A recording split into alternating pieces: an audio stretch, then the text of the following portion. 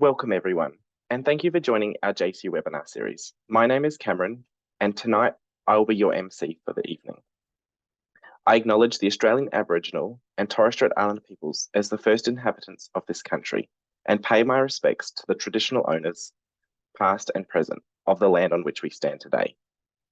In the spirit of reconciliation, I also acknowledge the valuable contribution that Australian Aboriginal and Torres Strait Islander peoples continue to make to James Cook University and the broader community. Now, some housekeeping before we get started. If you do have any questions during tonight's presentation, please type them into the Q&A box in your Zoom control panel, and I will address these with the speaker as they arise. Tonight, we're hearing from Lara Bellina, a Senior Team Leader in Customer Service Information at QTAC. Now, QTAC is the Queensland Tertiary Admission Centre that provides an application service for universities in Queensland and Northern New South Wales. It assesses both undergraduate and postgraduate student admissions for JCU against our entry requirements and makes offers to successful applicants. Tonight, Lara will be discussing the terminology in the QCE system, inter-subject scaling, the calculations of the ATARs, subject prerequisites and VET qualifications. We'll also discuss some of those rumours, myths and legends around the ATAR system.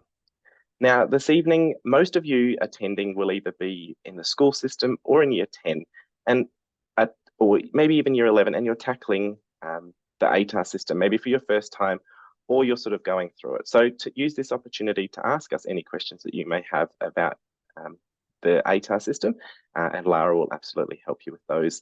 So I'd like to hand over to Lara. So please welcome Lara.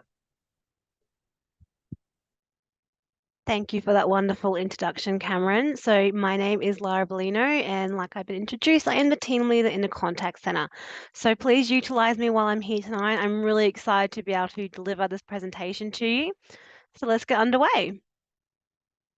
So tonight we'll be delivering the 2023 ATAR presentation, and we will be discussing terminology in the QC system, an overview of the ATAR, inter-subject scaling, calculation of the ATAR, subject prerequisites and VET qualifications, and my favourite, rumours, myths and legends.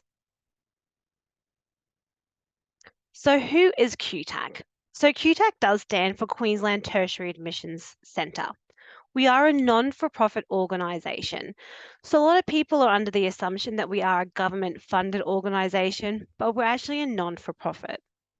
You can apply to QTAC for over 1,800 courses at 17 different Queensland institutions. We also calculate and release the Queensland ATAR, and we do so much more. So first up, we're going to discuss terminology in the QCE system.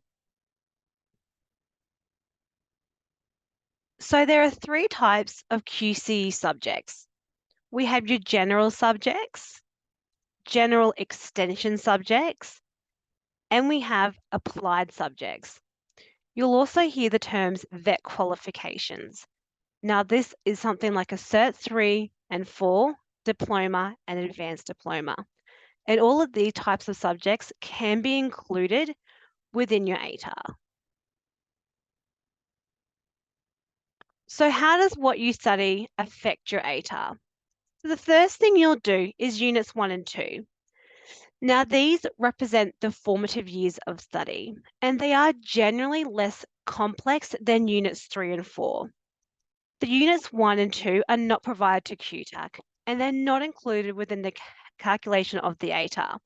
So although they are not included within the ATAR calculation, they are still a very vital part of your studying, and doesn't mean that we shouldn't try in these subjects, because excelling well in these subjects will then set you up for Units 3 and 4. Now these represent the summative years of study. Students, you'll undertake required assessment in Units 3 and 4. Now, the results from Units 3 and 4 lead to the overall raw subject results that is provided to QTAC from the QCAA for scaling. And this is what forms the ATAR and how they are calculated. Now, Units 3 and 4, they are the unbreakable pair. We have to have Units 3 and 4 to be able to calculate an ATAR and have it contribute. So just to summarize again, units from 1 and 2 cannot be included within the ATAR calculation. It is not possible to do just unit 3 or 4 in a subject and have it included within the ATAR calculation.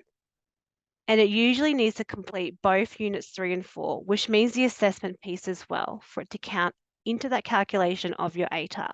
So QTAC will not see the results at all from units 1 and 2. We only get provided with units 3 and 4. So how are the subjects graded? So for your general subjects, you'll receive a numerical mark and an exit result. Your exit result is an A to E, with A being the highest. Now, with applied subjects, you don't receive a numerical mark. You only receive an exit result of A to E, with A again being the highest. And this is reflected in your QCE My Learning account. So QCE in the ATAR, knowing the difference. So the QCE certifies learning, showing the individual has achieved a specific standard of education at senior schooling level and can be considered by employers and the general community. As the ATAR tells us about a student's position or ranking compared to all other students in the state. Now, the only intended purpose of the ATAR is to assist with selecting applicants for tertiary study. So if you ever have any questions about the QCE, including your assessment or subject results, please always contact the QCAA. Anything to do with the calculation of the ATAR and how you receive that, they come directly through to QTAC. We're now going to head into an overview of the ATAR. So what is an ATAR? So ATAR stands for Australian Tertiary Admissions Rank. It is the primary mechanism used nationally for tertiary admissions, and it indicates a student's position relevant to all other students. It's on a 2,000 point scale from 99.95 down to 0. If any ATARs are less than 30, they are reported as 30 or less. In Queensland, the ATAR is calculated by QTAC for entering the tertiary courses. So when you are competing for your ATAR in Queensland, you're only competing against the students within Queensland. So every state has their own TAC that will do this calculation for that particular state. And it is a standard pathway in the tertiary study in Queensland. An ATAR of 80 does not mean a student got 80%. It indicates that the student placed in the top 20% of students in their year 12 age group. We're now going to meet Harry. So Harry is a current Year 12 student on track to receive a Queensland ATAR. His favourite subjects are biology and physics, and he has his sights set on going to university at JCU. Harry's dream career is in nursing. So to stay on track for an ATAR, Harry must study 5 general subjects or 4 general subjects plus either 1 applied subject or 4 general subjects plus a completed Cert 3 or higher level vet qualification. The only compulsory subject for an ATAR eligibility is English, and Harry must complete an English subject with a letter grade of C. Keeping in mind, English is not compulsory to be calculated within the ATAR. If Harry did 6 general subjects and English wasn't his highest scaled score, we wouldn't include it within his ATAR. We just use the 5 inputs that make the student the most competitive.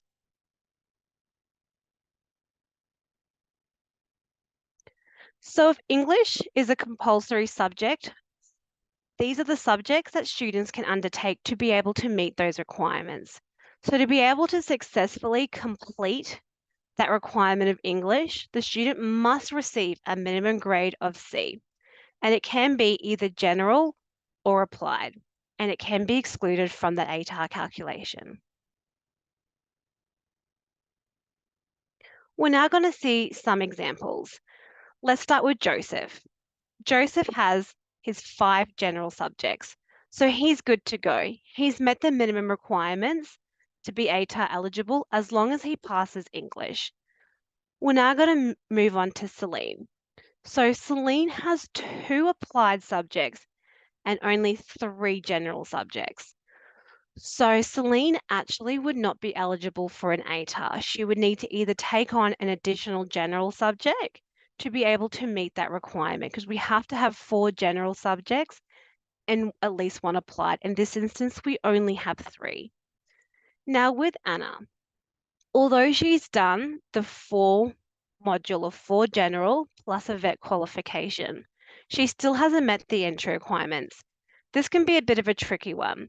So the reason why she hasn't met the entry requirements is because she hasn't selected an English subject to meet that requirement. So if Anna wants to be ATAR eligible, she'll need to take up an English subject, whether that be an applied or a general. So accumulating results. So did you know that you can complete the ATAR over a 5-year period?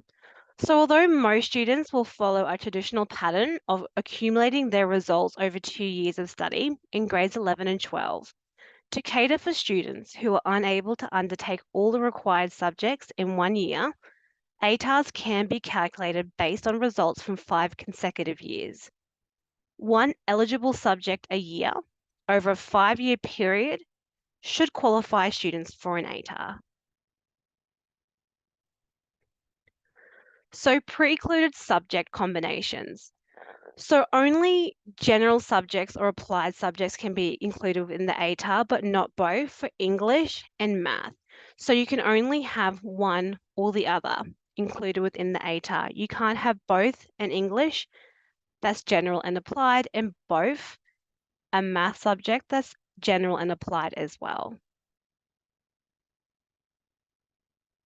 And only one result for the same subject can be taken as a general subject or a senior external examination. So you can't have both. This is the reason being is basically like taking the same subject. You're not going to be able to include both of these. Although you're able to still undertake both of these subjects, you cannot have both included within the ATAR. And there are no other restrictions within the ATAR calculation there. So students can still have a general subject as well as an extension subject and have them both included within the ATAR calculation. We're now going to head over into inter-subject scaling. So a quick overview of scaling. So scaling is necessary so that students' results in different subjects can be compared fairly. So students can study thousands of different combinations of subjects in their senior schooling. And scaling ensures that students are neither advantaged or disadvantaged based on the subjects they choose. The process adjusts the raw results in each subject to take account of how well students achieve in their subjects and how difficult it is to achieve a particular result in that subject relative to achievements in all other subjects. So for example, if we have 2 subjects, one's making a table and one's baking a cake. If more students receive an A in making a table compared to baking a cake, it's likely that making that table was really, really hard to do. So that's going to mean that making that table was a lot harder and therefore will scale higher. So the harder it is to achieve a certain subject within the whole cohort will then determine how that subject scales. So there are heaps of resources available on our website. So we have the inter-subject scaling document available. It's an introduction to inter-subject scaling for non-technical audience, and the document covers technical definitions, the need to scale, and the how of scaling. We also have a more technical document which details the full end-to-end calculation of the ATAR, including inter-subject scaling, and it's more for a technical audience. So if you really want to know the ins and outs from an academic or a statistician view, this is a document that you should definitely be looking up on. And also we have the ATAR report for last year for 2022. So ATAR report is for a general audience, and it covers summary of subject enrollments, outcomes of inter-subject scaling, and allocation of the students to ATAR bands. Now, this should be a general read and shouldn't be taken as a guide to what would be happening this year because it can change from year to year. And then we have heaps of other resources that are super helpful as well on our website. So these are more fact sheets. So these are more 2 to 3 pages long. So if you're just wanting a quick answer or a quick overview to some of your questions, this is a really good section to go to. So calculation of the ATAR. So the first step, the results in units 3 and 4 are added together by the QCAA at the completion of each subject. The QCAA then provides these overall raw subject results and completed VET qualifications to QTAC. So it's really important that if anyone is doing a VET qualification, it must be marked as complete in your QC learning account. After this has been done, QTAC then undertakes the subject scaling process. The best 5 scaled subject results from eligible inputs are added together for each student. The students are placed in a descending order of merit based on their best 5 subject aggregates. Students are allocated then into the 2000 ATAR bands, and this is where you will accumulate your ATAR. So accessing your ATAR. So each year, the ATAR will be communicated to eligible Year 12 students via the QTAC ATAR Portal, which is accessible through the QTAC website only. Now, the ATAR is released online only, so you won't be able to have an SMS to you. It also won't be emailed or posted, and for some parents in the audience, it used to be in the newspaper, that's no longer a thing. It is only available online. There is a facility to receive an email notification, and this just allows you to know that your ATAR has now been released and you can head into your ATAR portal and download it. So from the ATAR portal, students can download a copy of their ATAR results notification or your ATAR certificate. And each year, Year 12s can sign up for their ATAR account in line with QTAC when the admissions open in early August. And ATARs are released in December, and this is usually the same day and time that your QCAA results are released as well. So setting up your account, now this is really important. So when you're setting up your ATAR portal, QTAC will actually use the exact details that you have inputted to the QCAA. So if you enter anything incorrectly or that's different from your QC My Learning account or with the QCAA, it'll actually create an error. So things to look out for. Check that the date of birth is entered correctly. You'll need your Louis number as well, and if you have any zeros at the front of your Louis number, you have to include them as well. We always advise that students should use a personal email address. This way, at the end of high school, your accounts can get deleted or deactivated. And if you forget your password, you won't be able to get that reset verification. And the only way to change your email over is sometimes it's only contacting QTAC. So the last thing you want to do is on ATAR release, be on the phone to QTAC trying to change your email address over. So it's really important. And I always super highlight this, use your personal email address. Now, if an error has been made, the system will provide the reason for the error, and then the student can re-enter their details and try again. We also have an ATAR troubleshooting fact sheet, so if you ever do get stuck, you're more than welcome to check that before giving us a quick call. So here's an example of what details have to be entered in with your ATAR account. So we'll always use the QCAA details. Sometimes students might change some details within the QCAA. If you've already matched your account with QTAC and maybe, you've had a name change, That's fine. We will get that update and then the system will then create that unmatch and then it can rematch it again after that's happened. So always make sure that the most up-to-date information is always with the QCAA, and if anything changes, we'll get those updates and then you can manually update them yourself. So within the ATAR portal, there are a couple consents to look out for. So students, you do have the option to opt out of QTAC sharing your ATAR with the school. So it's your data, your results, and it's entirely up to you. So this is part of the optional consent. It is not an option, though, to withhold a student's ATAR from tertiary institutions. This is mandatory. So when you're signing up to QTAC, if you're looking to go interstate, sometimes they will tell you have to give QTAC permission. Signing up for the QTAC ATAR portal or lodging a QTAC application, you've already agreed to that mandatory consent that we need to do. So there's nothing else you need to do in regards to that. So your consent to the school can be changed at any time. This can be before or after the release of ATAR. You can always change this optional consent.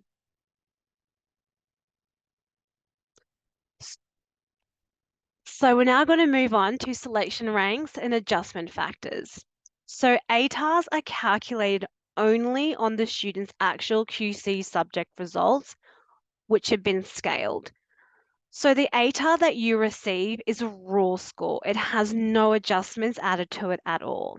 Adjustment factors like EAS, or most commonly subject adjustments, or even the rule or local student, these are applied after the ATAR has been calculated.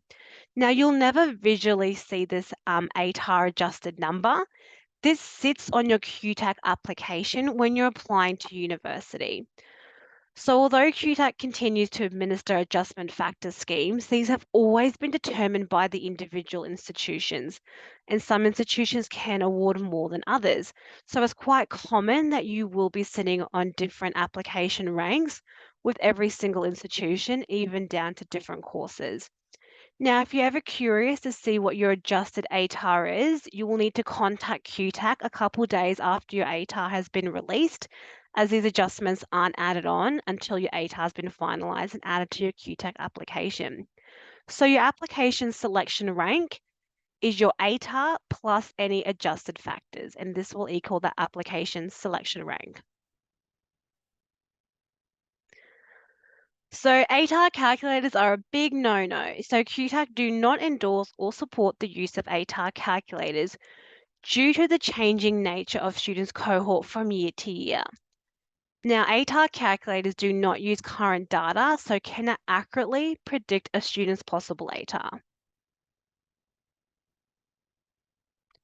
We're now going to head into subject prerequisites.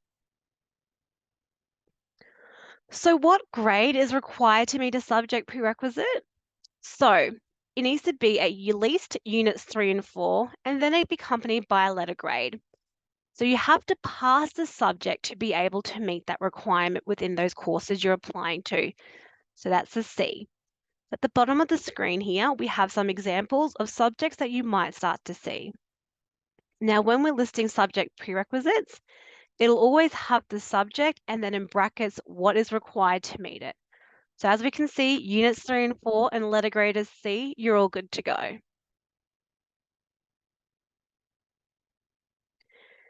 Now, English subject prerequisite. So for most institutions, it has to be a general subject of English. For some institutions, you might be able to get away with an applied subject, but it is institution-based and also course-based as well. So always make sure that you are looking at your application and your course search just to know exactly what is needed. But for most courses, and especially education, it'll always be the general English. We're now going to head over into vocational education and training, or known as vet study. So vet for tertiary entrance, there are a couple ways that we can use your vet qualification. So it can be incorporated into your ATAR. So we can have 4 general subjects plus a vet qualification. and or it can be used for the basis of admissions. So it can be used in two ways. And for some of you who are maybe doing that 4 general plus 1 vet qualification, you might actually have 2 application ranks on your account. So how is vet included in the ATAR? So each vet qualification level has a single scaled score that can be included within the student's ATAR. So a Cert 3 in hospitality and a Cert 3 in lab skills have the same scaled score regardless of duration or content. Now, it is expected that a scaled score for a vet diploma will be higher than a Cert 4, which in turn will be higher than a Cert 3. So vet as a basis of admissions. So each institution determines their own policy for accepting vet qualifications, and they assign their own institution rank. So every university or institution will use these vet qualifications differently. So it is super important that we are aware of how every institution will use our vet qualification and what application rank can be assigned, as some can be very different. Some might not even accept them.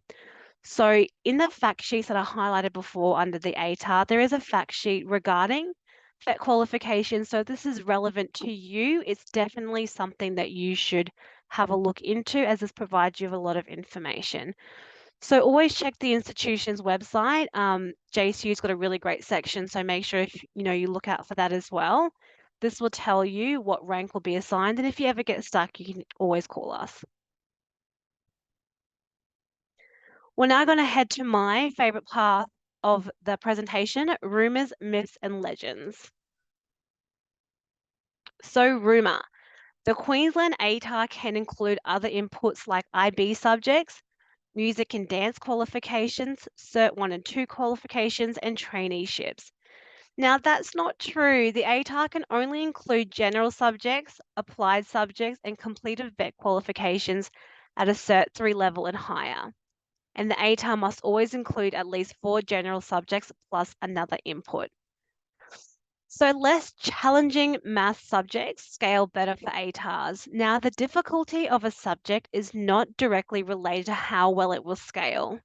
How a subject scales is dependent on the achievement of that cohort and of students in all their subjects, including their math subjects. So the maximum ATAR possible with the 4+1 module, so that's the 4 general plus 1 vet or applied, is 75. Now there is no maximum or minimum set for ATAR. The ATAR calculation is based on data, the subject studied and the results achieved, and this will vary by cohort and year to year. I passed all my QC subjects, so my ATAR will be above 50. The reality is the ATAR is a rank and not a score or percentage. As a rank, the ATAR figure can sometimes appear lower or even higher than the raw QCE result. So certain subjects like physics will increase a student's ATAR. A student will be able to maximize their ATAR by performing well in their chosen subjects. The competitiveness of a subject cohort is a key factor. So it's really important to remember that when we are looking at the scaling of particular subjects, it comes down to where that student placed within that subject result as well. So for example, if one subject did scale higher than another, a student taking that subject just because historically it's scaled higher is not a good idea, especially if they don't enjoy that subject. They may have received a C in that subject, but achieving an A in another subject that they really enjoyed could have actually made them scale higher. So it's really important to remember that you should never choose subjects just because historically they have scaled higher. Just because you undertake that subject, it doesn't mean that you'll get a higher ATAR. You have to actually achieve well within those subjects. In certain patterns, so then this is a really popular legend as well. So certain patterns of subjects will guarantee an ATAR of 99.95. The reality is no pattern can guarantee an ATAR. The ATAR is entirely data driven. So if a student's results place them in the top percentile, then they could get the top ATAR. And it's really important as well. I love highlighting this. The students who received a 99.95 ATAR last year did so with 15 plus different subject combinations. So those students didn't all do the same subjects. They did completely different subjects and still received a 99.95.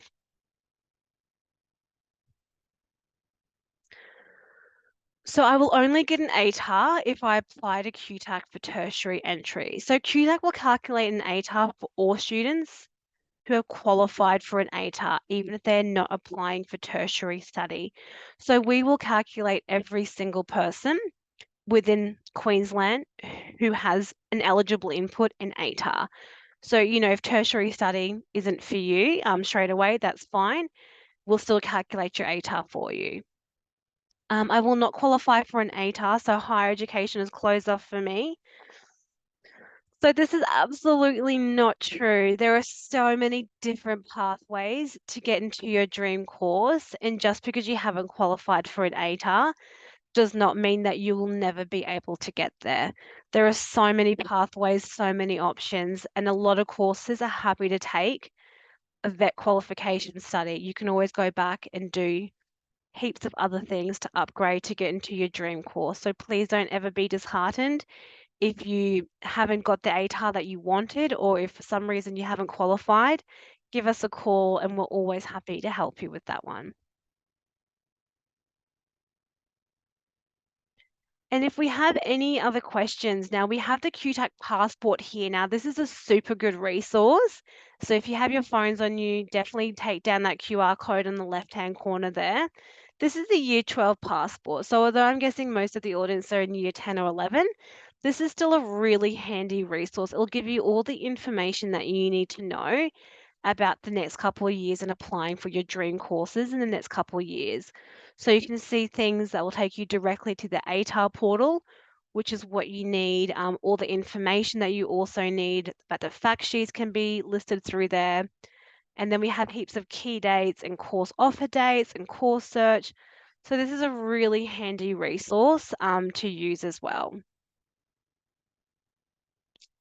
And if you've got a general question, you can try asking your home devices. We also have the QTAC chat box on our website called Quinn. She can also help you with some general contacts. So the contact center is open Monday to Friday. So if you ever have a pending question that you can't find the answer on our website, you're more than welcome to head over to our Quinn on our website and she can help you for all those inquiries.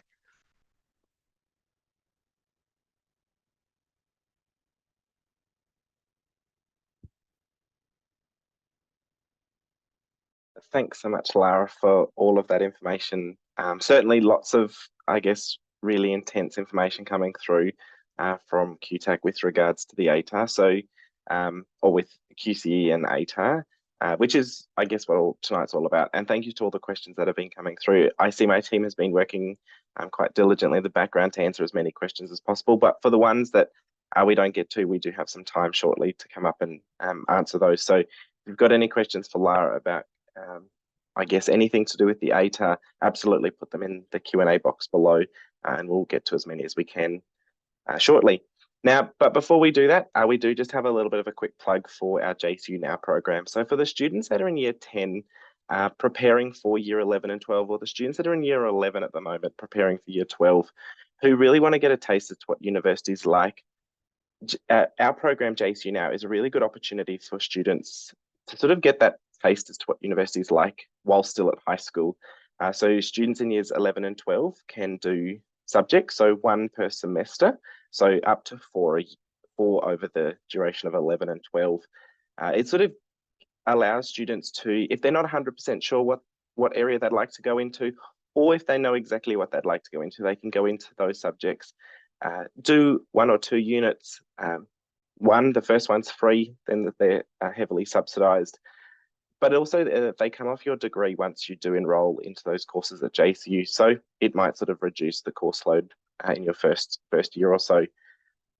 You'll get to know what the course is like, what the students are like, and you'll get to work with a range of different people. Something that's really different with university to high school is university is really concentrating on the degree or the area that you're studying in. So if you're, say, doing a law degree, you're very much going to be working with people that are interested in the law and that are studying law subjects. So I guess a couple of things, why JCU now? You get to try before you buy. I think that's something that's really important because it is a big investment going to university. It's a long time commitment. And if you're not 100% sure, this is sort of a good way to sort of test it out. You get to try what university's like. Some schools build in a study planner or study session to a student's timetable. So this is sort of a good opportunity to sort of fill that slot there. You do gain QCE points. So for those that study in Queensland in high school, you actually do gain some QCE points per subject that you complete successfully, which can help sort of towards completing your school certificates. You do get that credit towards your degree. So for every subject you do complete during the JCU Now program, that gets marked off. And if you go into, say, a law degree, and we'll go through some of those subjects shortly that are available, but if you do maybe 4 of the JCU Now subjects that are in the law field and then go into your law degree, that's, I guess, 4 subjects off, which is the equivalent of 1 semester. You do gain entry into a degree. So for those that are maybe panicked about meeting all the requirements and stuff, this might be sort of, I guess, a way in. As I did mention, the first subject is free, and then the subsequent 3 subjects, if you choose to do all 3 remaining, are heavily subsidised to $375 per subject. And you can do up to 4 over the year 11 and 12. So I guess going through them, so I'm not going to spend too much time going through them because each of you will have different interests. But I do recommend, if you do want to go through these in a little bit more detail, absolutely jump onto our JCU Now website, which is jcu.edu.au/JCU Now. And you can actually go through all of the subjects and see what they're available and what they're looking at, and also how to apply and stuff like that. So going through science, technology, and engineering, we've got a couple of subjects here, sort of looking at design and sort of data science areas. In our science, we've got the evolution of Earth and marine science subjects. Now, when it comes to law, we've got quite a few. So a range of them there, which is really good. There are a couple. So looking at human rights law and public international law, you can sort of either pick either of these subjects. You unfortunately can't do both. So in business, we've got 3 business subjects here. Social work. So we've got a couple of social work subjects, which is great for those that are looking at going into that area. Education. So for those that want to become teachers after they finish school, they can do this. Now, I feel like it's a bit ironic to do education subjects whilst you're still at high school, but for those that are interested in education, there's 3 great subjects here. For those that are looking at the arts, we've got 4 different subjects here as well. Now, I should also mention, as we do go through here, you will see after, if we look at the first subject here, FR 1001, Foundation French, SP1. FR 1001 is the subject code that we use at universities. Foundation French would be the subject name. And then the SP1 is, for us, study period 1. And then if we have a look at the bottom subject, it's SP2. So that would be our 2nd semester. If I pick out a trimester subject, maybe on the next slide, they're our trimesters, so not on this one, sorry. But some of them would have had T1, so that'd be trimester 1. So some of our subjects do run in a semester model, so where we've got 2 semesters a year, and then we also have subjects that run in a trimester model where there are 3 trimesters. So if that caused any confusion, that's what those are. And then looking at our sport and exercise science and occupational therapy, we've got a couple of health subjects available as well. So if you do or are interested in partaking in JCU Now, please do check out that JCU Now webpage because it's got the application form there that you will be required to complete. So it does require both your parents or caregivers' permission and also the support of the school, because it does become an additional subject or study load for you. So we'd really, I guess, we'd appreciate their support, and I guess you'd need that support as well in case you do require additional support. Now, we are just going to stop screen share for a moment. I'm going to invite Lara from QTAC back to turn on her camera. So what I'm going to do is we're going to go through some questions. So absolutely, please put them in the chat. Now, to give me a real quick second to go through them, I did write down a question before, and I'm hoping Lara can give a really detailed and long answer so I can go through some of these questions that are pinging up in front of me. So earlier you said, now for those that are in year 10, we're sort of jumping forward to the end of year 12. But if a student wants to know what adjustment factors or adjustments are made to their I guess, raw ATAR, they can pick up the phone and give you a call. And you did mention that it's institution specific, would you just provide their adjusted ATAR for their first preference university or for all 6 of their course preference adjustments? Okay, that's a really great question. So firstly, just a little bit of insight to where you can find those adjustments as well, because they're not actually available on the QTAC website. So because they are institution-based, just always head over to the institution's website just to see those adjustments you could be receiving as a year 12 student. And in most cases, your guidance officers and schools will know about any, school relationships or local school that you could be eligible for. So if you call QTAC wanting to know what your adjusted application rank is, now we will tell you which rank you are sitting on for every one of your preferences. Of course, we don't just ask you for the first one. We will explain to you all your preferences because it's likely that you'll have a different application rank, especially if you are applying for different institutions. And even sometimes you can get different adjustments placed on each preference as well, as some institutions might favour a subject that you've done for a certain course preference. Perfect. Thanks, Lara. So I guess following on from that, for JCU specifically, if you wanted to check out our adjustment factors that we do award students, please check out JCU's website, so jcu.edu.au/year 12. And through there, you can see a couple of things. You can see our support packages for our early offers, but you can also see our adjustment factors. So perfect. Thank you. Now, this is more of a clarification than a question, but right at the beginning, you were talking about units 1 and 2 and then 3 and 4. So I guess to clarify, you're meaning year 11 would cover units 1 and 2, and then units 3 and 4 would be covered in year 12? So most schools and students will, yes, follow that pattern of units 1 and 2 can be done in year 11, and then units 3 and 4 are done in year 12. In some cases, I've heard of students, starting their units 3 and 4 in year 11, but that's, completely up to you and the school as well. We don't mind when you do them, as long as we receive those results at the end of that cohort. Perfect. Wonderful. Now, jumping, I guess, a bit through the presentation, you talked about certificates. So if a student was to do a certificate 3, does it give them a certain ATAR regardless of the results they get in their general subjects?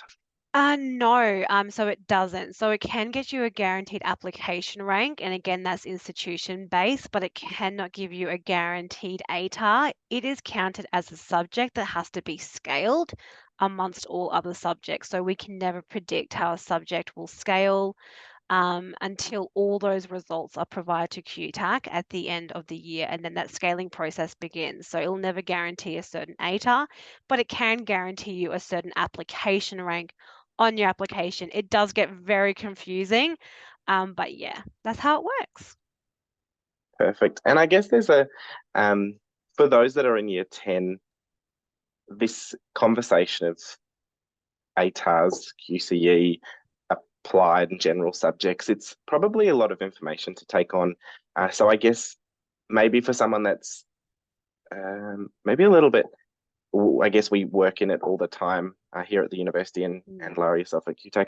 I guess, would it be an accurate sort of assessment to sort of say that it's okay to not know all the answers right now? Sort of reach out to the institution you're looking at applying to, or reach out to QTAC or even the school career counsellors, just to have that chat and sort of explain or ask the questions that they may have, rather than sort of bottling it up until they get to the end of year 12. Absolutely. It's super overwhelming. It's even overwhelming for us at times because there is so much things that you have to remember and know. So you're absolutely not expected to know all this information. That's why you have QTAC, that's why you have your institutions and student support. We're there to help you, and you have, your guidance officers as well.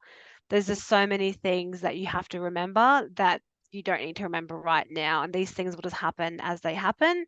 But definitely lean on that support. You have your institutions, you have your guidance officers, you have QTAC. We're here to help you always. Perfect. Wonderful. Thank you. Now, I guess we might jump through a couple of the questions and go to a rumor, myth, or legend question. So this attendee has said there is a rumor that disadvantaged schools are given extra points, I guess, in favor of students. Is this true? So when it comes to your ATAR, you are only calculated on those results that have been provided to QTAC from the QCAA, regardless to where, you may have studied. Now, there are other, schemes available for like EAS, the Educational Access Scheme. So you probably haven't heard much about this yet. If for some reason, you have been disadvantaged, you can apply for these schemes, and schooling does come under that as well. Some institutions, might allow for adjustments for rural schools. So it just really comes down to the individual institution that you're applying to. However, in terms of ATAR, just the outcome of those units 3 and 4. Perfect. Wonderful. Now, the next question I'm going to ask you, I'm going to sort of pull apart their question and maybe answer it twice in 2 different ways, because I just want to make sure that I'm understanding what the student has asked correctly. So they've sort of said, if a university has recommended I do math methods because it's recommended by the course, should I do it or should I just do general maths? Now, I guess my question is, or what I'm going to sort of say is, if it's recommended, it's not required, but if it's a subject prerequisite, you would be required to do that. Is that correct? Yes. So we have, recommended and assumed knowledge. Now, these are not subject prerequisites. However, having that base level of understanding, although won't stop you from receiving an offer, would, clearly help you within that course. If it's a prerequisite, I definitely advise that you do it, because if you haven't done it, then you can't be considered for the course that you're applying to. Perfect. Thank you. Now, the next question is about applying to universities interstate. So if someone is considering applying, now I'm going to hope that they're considering applying to a Queensland university. However, they may be applying from another state into Queensland. But if they're applying to a university interstate, do they just need to allow their ATAR to be shared interstate through QTAC, or do they need to do it through another system? So when you sign up to the QTAC ATAR portal, you've already agreed to that mandatory consent to allow us to send your ATAR interstate. Now, if you're interstate coming to Queensland, obviously you would just need to check that with the person, sorry, not the person, the company or delivering board who calculate your ATAR, but there should be a similar process like you would have for QTAC. Perfect. Now, you did sort of touch on this, but maybe if you wanted to just rehash it, are subjects for the ATAR scaled based on the cohort at the school or the whole cohort of Queensland? So you are, those subjects come in for the cohort of Queensland, not the school. So you'll be competing against the entirety of Queensland who falls under the QCE system. Perfect. Now, I'm going to, I guess, ask a question with 2 different questions. And I'm going to sort of not ask a specific subject on this one, but then I'm going to ask it with a specific subject. So maybe I'll just ask the question. Which one is better, getting a C in math methods or an A in general? So I can't answer that, and nor can anyone else, because it really comes down to how everyone else performs this year within the cohort within Queensland. So just because a subject, comes across as being, harder and in content doesn't mean that it's going to scale higher.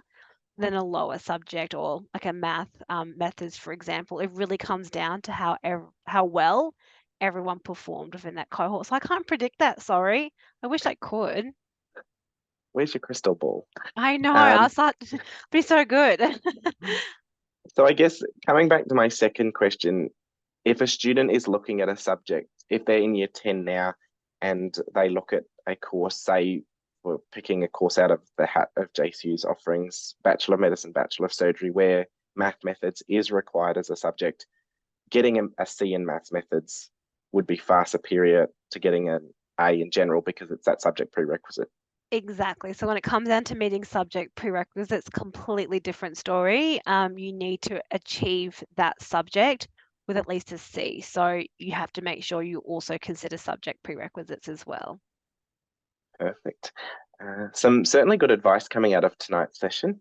So Love I it. guess a lot of forward planning. So not using your school email address, considering the subjects, and I guess maybe not stressing about how the subjects scale as much, because at the end of the day, that's in the moment how the state performs.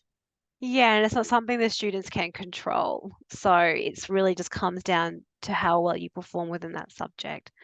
So don't worry on the things you can't control, just try and do your best. And if you don't get the ATAR you want, call JCU or QTAC and we'll map out that pathway for you anyways. Perfect. Some solid advice. Now, if a student finishes school, we'll use at the end of this year, because let's not stress too much about 2025 when the year 10s, or 2026 when the year 10s are finishing school. Once the ATAR has been loaded into the system, how long is it, I guess, active for? So there's a really big myth that, your ATAR will only last a year. This is not true. Your ATAR will always be there ready and waiting for you. So you can take a gap year, you can take a gap decade and come back, and then your ATAR will be sitting there waiting for you to apply to institutions. So it's always Uh, valid.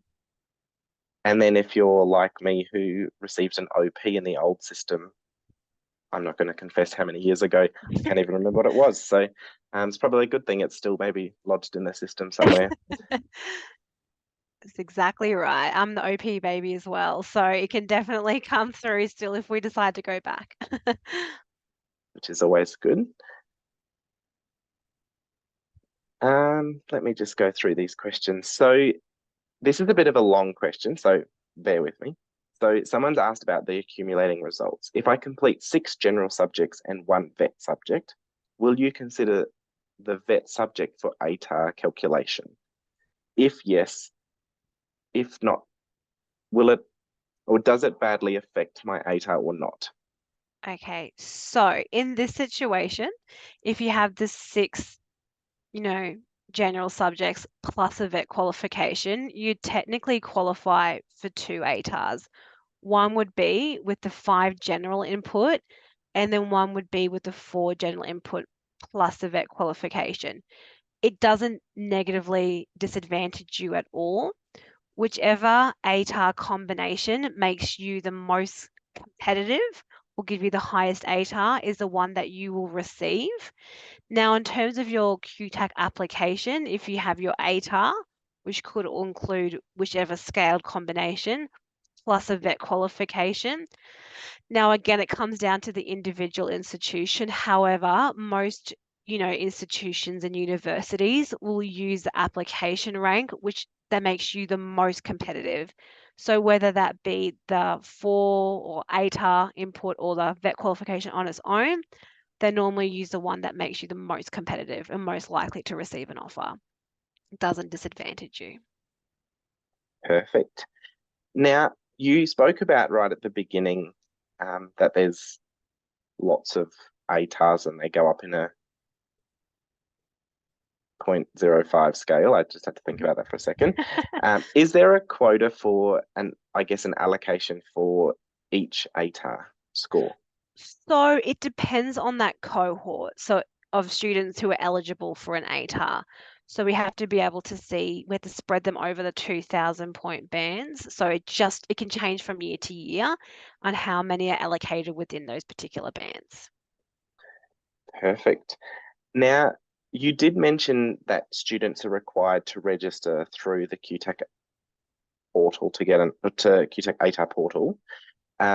If students don't register, what do they do? So if you don't register, that's okay. We'll still calculate you that ATAR. That's fine. You'll just be able to if you want to receive your ATAR, you just have to log into the portal and do it. But you can create that account at any time. So students who graduated in 2020, they can log back onto their QTAC account and do that now. And if for some reason you can't, we can always, verbally disclose what your ATAR is via the phone, but we won't ever be able to email it out to you. So if for some reason you can't create an ATAR portal, you can just call us. Perfect. Now, I guess these next sort of questions are probably unanswerable, but I'm going to give them a go, because I think I probably know how to answer these questions as well. So it'll be curious as to see what QTAC says. Do you have any advice on achieving a high ATAR? So QTAC standard advice is that you need to choose subjects that you will enjoy and ones that you think you'll do well in. So the only way to achieve a high ATAR is to, achieve high results within that subject. But there's no guaranteed way to, say if you do these subjects, you'll definitely get a higher ATAR. So I guess sort of prioritizing the subjects that you maybe must need as subject prerequisites, and then Yep. subjects you enjoy, to sort of maybe do well at them. Yeah, exactly. Perfect. Now, if a student is so perfect, thank you. I guess I probably answered the question very similar. So it's That's good to know that we're thinking alike. If a student is to receive an ATAR at the end of school that is lower than the required ATAR needed for the university course that they're applying for, are there any ways they can still do that course? Like, are there any sort of things they can put through QTAC to say, I'd happily take a pathway course or a maybe doing science instead of advanced science or something like that? Absolutely. So although this is a little way away, but it's still a good thing to think about, you do have 6 preferences on your application. So you just need to list them, one is you really want them, and then, 6 your least desired. Then you can add pathway courses in to your application, which could be, a less competitive degree. And what I mean by less competitive, something that has a lower application or ATAR rank. If you haven't achieved, the ATAR that was taken last year, still apply for it as your first preference, just because you never know, that might change, because it can change from year to year. If you were to study for so say you didn't get into your first preference, but you got into your second preference. If you study there for a year full time, and if you at least pass, so GPA of 4 on a 7-point scale, your application rank the next year is a 93. So that's quite a massive, increase, and not that it'll guarantee you entry into a course, but it can definitely help you with assisting you in getting to a lot of courses as well. And if you do something from a similar field, so say from, advanced science, then you go into science, you might even be eligible for some course credits as well. So the whole year hasn't been wasted. So there's so many different options that you can do in your application. Perfect. And I guess knowledge is power, whichever way it sort of comes. So if it spends an extra year at university, the knowledge that you gain through that teaches you some hopefully invaluable skills as you do go through your next journey. Absolutely. Now, I might end with this one last question, because I feel like we could chat for hours. You and I could, because the people Absolutely. keep providing the questions. And this may, yeah, we'll see how you go with this question. Would I be better off doing 5 general subjects and a certificate 3, or 5 general subjects and a university subject? So it really comes down to what you want to achieve from both. So keeping in mind the university subject can't be incorporated into your ATAR calculation. So just keep, if that's what you're, kind of going at or getting at there, that university subject, or well, very beneficial and can give you, adjustments on your QTAC application. It can't be incorporated into the ATAR. So it really comes down to what you want to do and what would be most enjoyable to you as well, because you have so much going on these next couple of years. You need to just make sure that you're enjoying yourself as well. Perfect. And I think that's probably really good advice to sort of wrap tonight's webinar up on, is doing subjects that you enjoy. I guess, yes, there are subjects you do need to do in order to get into courses, whether it be English, a maths, or a science, but then sort of filling out the rest of your study planner with subjects that you do enjoy, because I guess the reality is you're going to spend a lot of time studying them, so you might as well enjoy them. Absolutely. Absolutely. Perfect. Well, thank you so much, Lara. I've learnt lots, and I hope everyone else has. So that we do have just 2 slides left for this webinar, but we'll absolutely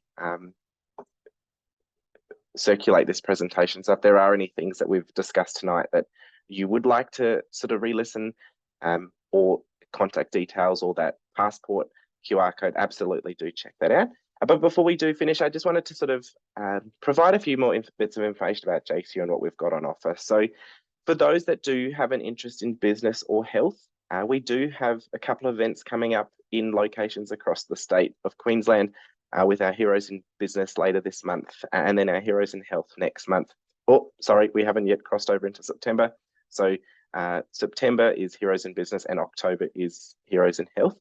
And then we've also got our virtual open day on the 12th of September. So if you do have any other questions that you've taken away from tonight that you'd like to maybe get some clarification on, absolutely do register that, and we're absolutely happy to discuss those with you in a couple of weeks' time.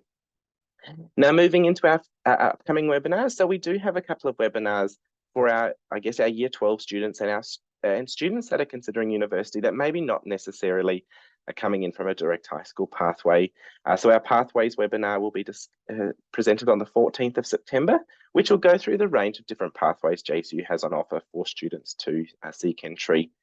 Then our Year 12 webinar, which is an opportunity for our Year 12 students here tonight and those in our catchment or in our region to sort of really have a chat with current students of here at JCU to sort of discuss what it's really like transitioning from high school to university and what some of the, the cool things of university are. And then moving through into the second half of October, we're running a lunchtime series, which are just short, sharp snippets as to what some of our popular courses look like, where we'll hear from current students and the academics who teach those courses. We do publish all of our webinars on our website. Lots of W's there. So if you do want to check out any of our previous webinars, please do, jcu.edu.au/webinars. And that wraps up tonight. Thank you so much for coming. I do hope you were able to take some information away from that. It was always great to have you join us. And until next time, good night.